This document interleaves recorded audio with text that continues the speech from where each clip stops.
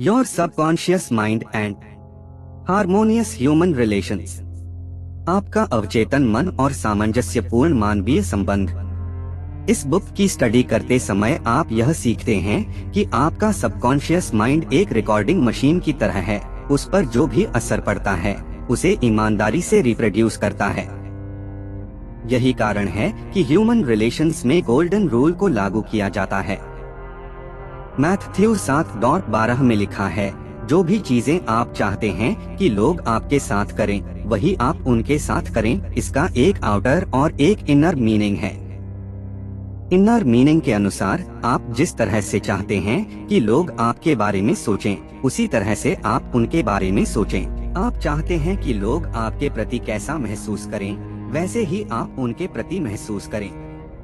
जैसे आप चाहते हैं कि लोग आपके प्रति बिहेवियर करें, उसी तरह का बिहेवियर आप भी उनके प्रति करें। उदाहरण के लिए मान लीजिए आप ऑफिस में किसी के प्रति बहुत पोलाइट और कोर्टियस हैं, लेकिन जैसे ही उसकी पीठ मुड़ती है आप मन ही मन उसकी आलोचना करने लगते हैं। ऐसे नेगेटिव विचार आपके लिए बहुत हानिकारक होते हैं। यह ठीक वैसा है जैसे आप जहर ले रहे हों। ये मेंटल पॉइजन्स आपके वाइटैलिटी, इंथुजियाज्म, स्ट्रेंथ, गाइडेंस और अच्छे इरादों को समाप्त कर देते हैं। ये नेगेटिव थॉट्स आपके सबकॉन्शियस माइंड में उतर जाती हैं और आपके जीवन में विभिन्न समस्याएं उत्पन्न करती हैं। The master key to happy relationships with others. Matthew में कहा गया है, किसी को जज मत करो ताकि तुम भी जज न किए जाओ। जिस तरह तुम दूसरों का जजमेंट करते हो वैसे ही तुम भी जज किए जाओगे। यहाँ जज करने का अर्थ है किसी विचार, निष्कर्ष या फैसले तक पहुँचना। आपके द्वारा दूसरे के बारे में किया गया विचार वास्तव में आपका ही विचार है, क्योंकि आप इसे सोच रहे हैं। आपके विचार क्रिएटिव होते हैं, इसलिए आप जो दूसरे के बारे में सोचते और महसूस करते हैं वही अनुभव आप स्वयं अपने जीवन में बनाते हैं। इस नियम को जानने के बाद आप दूसरों के प्रति सही तरीके से सोचने, महसूस करने और व्यवहार करने के लिए सावधान रहते हैं।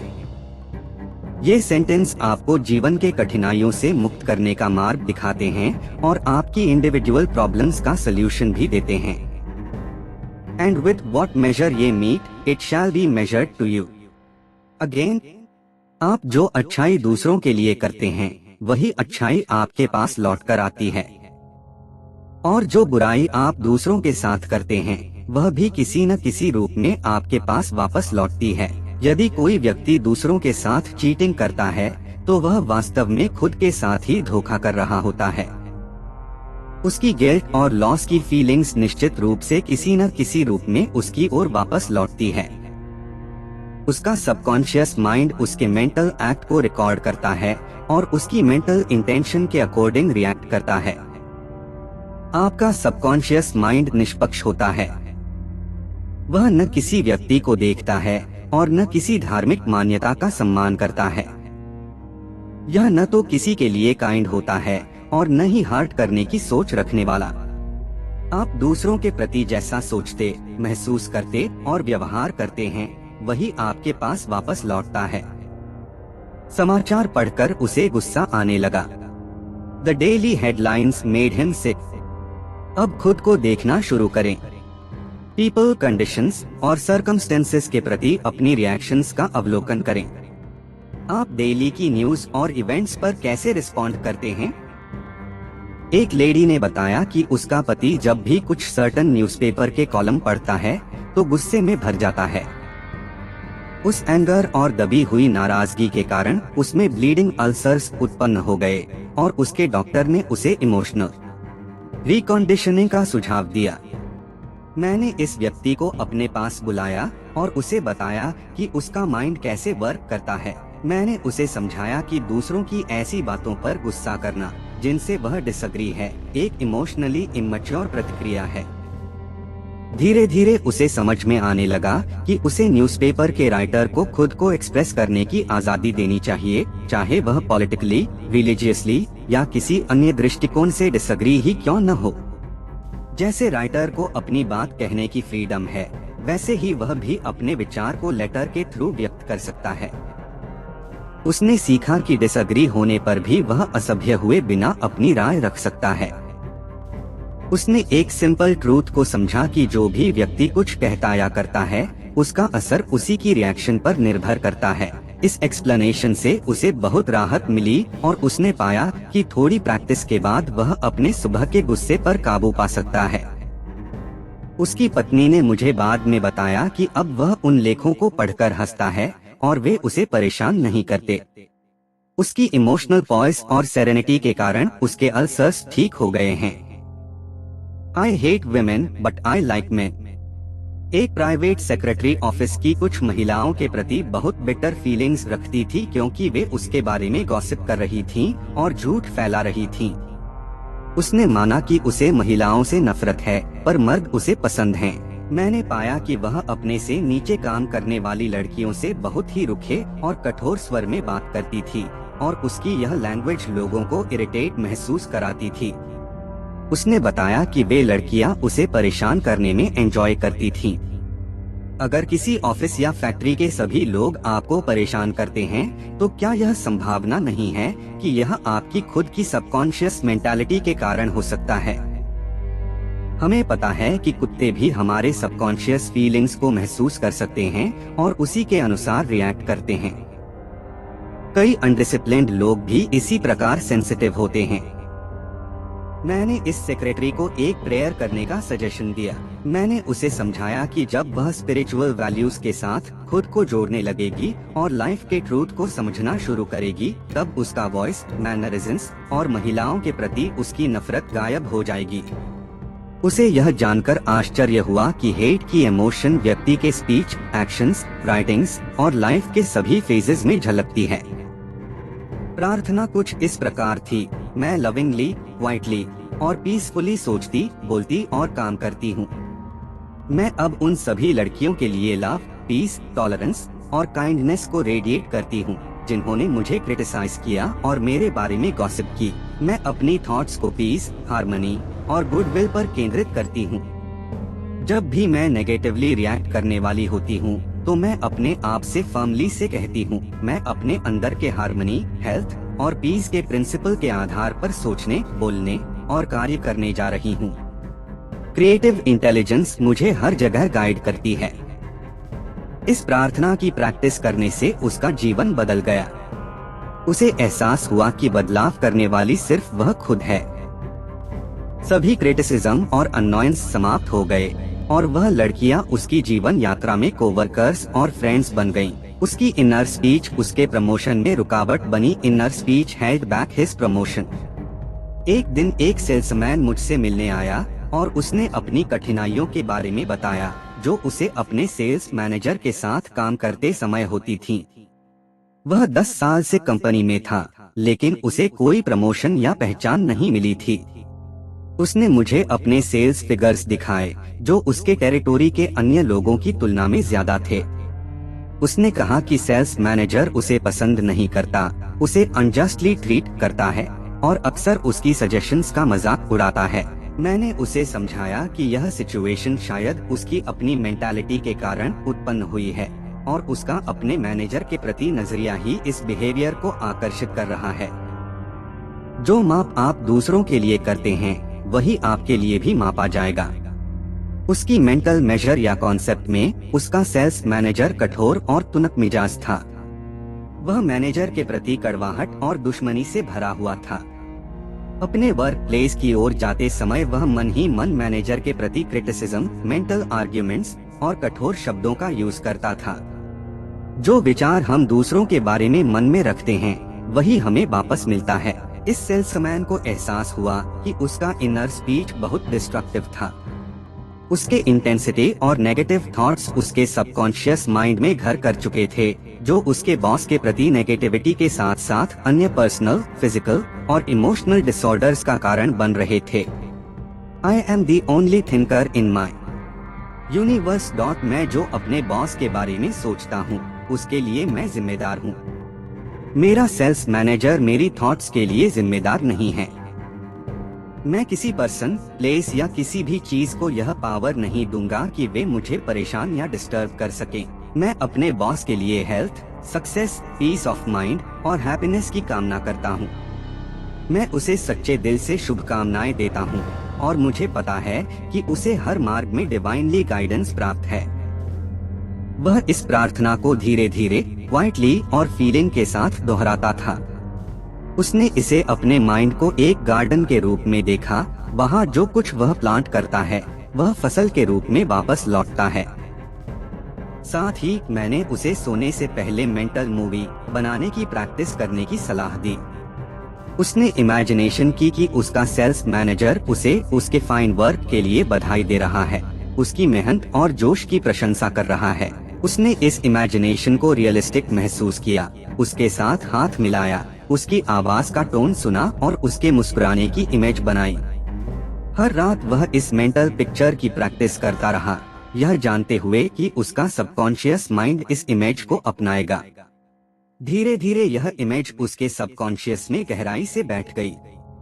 इसके परिणामस्वरूप उसका बॉस उसे सैन फ्रांसिस्को बुलाकर उसे डिवीजन सेल्स मैनेजर के असाइनमेंट साथ प्रमोट किया और उसकी सैलरी भी इंक्रीज हुई। उसने अपने बॉस के कॉन्सेप्ट को बदल दिया और उसके बॉस ने भी वैसा ही जवाब दिया। Becoming emotionally mature. कोई भी व्यक्ति हमें तब तक परेशान नहीं कर सकता जब तक कि हम खुद उसे अपनी शांति को भंग करने की परमिशन नहीं देते। यदि हम गुस्सा करते हैं तो यह 4 स्टेजेस में हमारे माइंड में होता है। पहले हम उस व्यक्ति की बात पर विचार करना शुरू करते हैं, फिर हम गुस्सा होने का फैसला करते हैं और गुस्से के इमोशंस उत्पन्न करते हैं, फिर हम रिएक्शन देने का डिसीजन लेते हैं। शायद हम जवाब देते हैं और उसी तरह रिएक्ट करते हैं।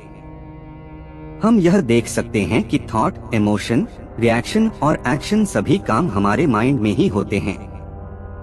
जब हम इमोशनली मैच्योर हो जाते हैं तो हम दूसरों की आलोचना और नाराजगी का नेगेटिव तरीके से जवाब नहीं देते। ऐसा करना हमें उस नेगेटिव सिचुएशन में ले जाकर दूसरों के नेगेटिव एटमॉस्फेयर के साथ उनके जैसा ही बना देगा। अपनी लाइफ के सिम के साथ खुद को जोड़ कर रखें और किसी भी व्यक्ति, स्थान या वस्तु को अपनी inner sense of peace, tranquillity और स्वास्थ्य से डिफ्लेक्ट होने की अनुमति न दें। The meaning of love in harmonious human relations.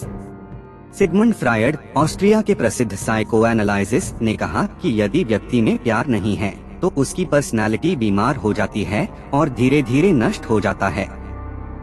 प्यार में अंडरस्टैंडिंग, गुडविल और दूसरे व्यक्ति में डिविनिटी के प्रति सम्मान शामिल होता है। अगर हम किसी दूसरे व्यक्ति की ईगो को चोट पहुंचाते हैं तो हम उसकी गुडविल नहीं पा सकते। याद रखिए कि हर व्यक्ति चाहता है कि उसे प्यार किया जाए, उसकी सराहना की जाए और उसे दुनिया में इम्पोर्टेंट महसूस कराया जाए। यह भी रियलाइज करें कि हर व्यक्ति अपने ट्रू वर्थ से परिचित है और वह खुद को एक लाइफ प्रिंसिपल का डिग्निटी मानता है जो सभी मनुष्यों को गतिशील बनाता है। जब हम इसे जानबूझकर और समझदारी से करते हैं तो हम दूसरे व्यक्ति को सम्मानित महसूस कराते हैं और वह भी हमारे लाभ और गुडविल का बदला देता है।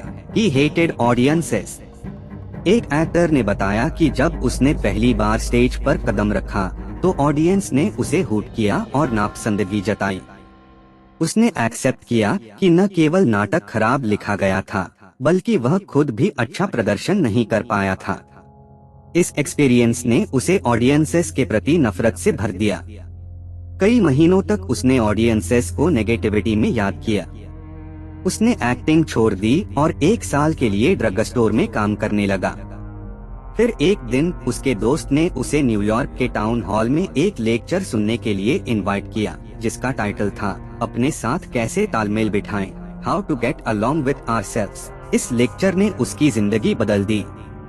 उसने फिर से स्टेज पर लौटने का डिसीजन किया और ऑडियंस और अपने लिए रोजाना प्रे करने लगा। हर रात स्टेज पर जाने से पहले उसने प्यार और गुडविल की कामना की और यह महसूस किया कि हर व्यक्ति उस जगह में इंस्पायर्ड और कामिंग महसूस कर रहा है। धीरे धीरे उसकी यह आदत बन गई। उसने अपने दिल से पॉजिटिव फीलिंग्स को दर्शकों की तरफ भेजा। आज वह एक ग्रेट एक्टर है जो लोगों से प्यार करता है और उनकी इज्जत करता है। Handling difficult people. डिफिकल्ट लोगों के साथ व्यवहार। दुनिया में ऐसे कई लोग हैं जो मेंटली ट्विस्टेड और डिस्टॉर्टेड हैं, यानी नकारात्मक सोच के शिकार हैं। कई लोगों की मेंटल डिलिंक्वेंस बचपन में बिगड़ चुकी होती है। वे अक्सर आर्ग्यूमेंटेटिव, अनकोऑपरेटिव और जीवन के प्रति नकारात्मक दृष्टिकोण रखते हैं। यह समझना इम्पोर्टेंट है कि ये लोग साइकोलॉजिकली सिक हो सकते हैं। जैसे हम किसी बीमारी से पीड़ित व्यक्ति को दोष नहीं देते, वैसे ही हमें साइकोलॉजिकली सिक लोगों के प्रति भी समझदारी रखनी चाहिए। यह समझ लेना चाहिए कि इन्हें समझना ही माफी देना है।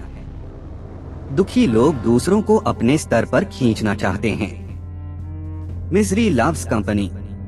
हेटफुल, फ्रस्ट्रेटेड, डिस्टॉर्टेड और नफरत से भरे लोग अक्सर अपने आप को उन लोगों से अलग महसूस करते हैं जो पीसफुली और हैप्पीनेस में रहते हैं। उनके अंदर यह भावना होती है कि जब मैं दुखी हूँ तो दूसरे खुश क्यों हैं। वे उन लोगों को नीचे खींचना चाहते हैं जो उनसे बेटर हैं, क्योंकि उन्हें खुद का जीवन डेस्परेट लगता है। इसे समझ लेने से आप काम और डिस्पैशनेट रह सकते हैं और दूसरों की नेगेटिविटी से प्रभावित नहीं होंगे। The practice of empathy in human relations. मानव संबंधों में सहानुभूति का अभ्यास। हाल ही में एक लड़की मेरे पास आई और उसने बताया कि उसे अपने ऑफिस की एक लड़की से नफरत थी, क्योंकि वह उससे ज्यादा सुंदर, प्रिटी, हैप्पी और रिच थी। इसके अलावा वह कंपनी के बॉस से भी सगाई कर चुकी थी। एक दिन शादी के बाद उस महिला की पहली शादी से हुई अपंग बच्ची ऑफिस में आई और अपनी माँ को गले लगाकर बोली, माँ, मुझे अपने नए पापा से बहुत प्यार है। देखो उन्होंने मुझे क्या दिया। उसने अपनी नया खिलौना दिखाया। उस पहली लड़की ने मुझे बताया कि इस सीन ने उसके मन में सिंपैथी और प्यार की फीलिंग्स जगा दी। उसने महसूस किया कि उस महिला और उसकी बेटी को कितनी खुशी मिल रही थी। उसने अपनी नफरत छोड़ दी और उसकी खुशी के लिए सच्चे दिल से कामना की। इसे एम्पैथी कहा जाता है, जहां आप अपने मेंटल एटीट्यूड को किसी और के नजरिए से देखते हैं। उसने उस महिला की भावनाओं को महसूस किया और उसकी नजर से दुनिया को देखा। उसने बच्चे की मेंटालिटी को भी महसूस किया और माँ की साइड से सोचना शुरू किया। सकारात्मक सोच के माध्यम से अपनी भावनाओं पर नियंत्रण। अगर आपको किसी पर नेगेटिव थॉट्स आते हैं या आप किसी को नुकसान पहुंचाने की सोचते हैं, तो खुद को माइंड ऑफ मोसेस स्थिति में रखकर विचार करें और 10 कमांडमेंट्स पॉइंट से सोचें। यदि आप ईर्ष्या, जलन या गुस्से में हैं, तो खुद को यीशु की तरह प्रोजेक्ट कर सोचें और एक दूसरे से प्यार करो की सच्चाई को महसूस करें।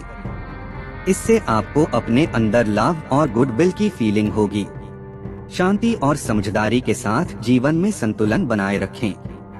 Appeasement never wins.